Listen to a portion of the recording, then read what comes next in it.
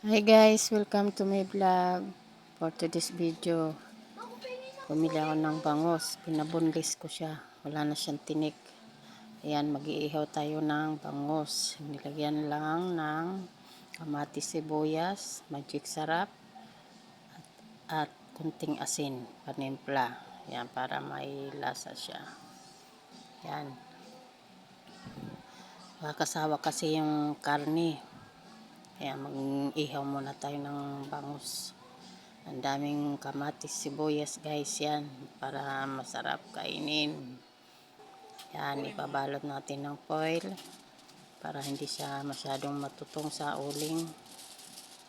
Yan. Partner natin sausawan. Sili na may kalamansi. Yan, lagyan lang natin ng toyo pang sausawan. Sarap yan ka.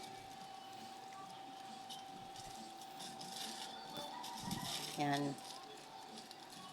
Tapos na ibalot. At iihawin na natin. Ayan, lagay na natin sa ihawan. Kunting hintay na lang at maluluto na. Ayan.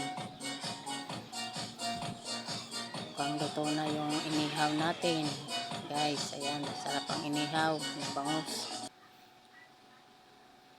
Ayan, luto na. Sarap guys, kain tayo. Thanks for watching.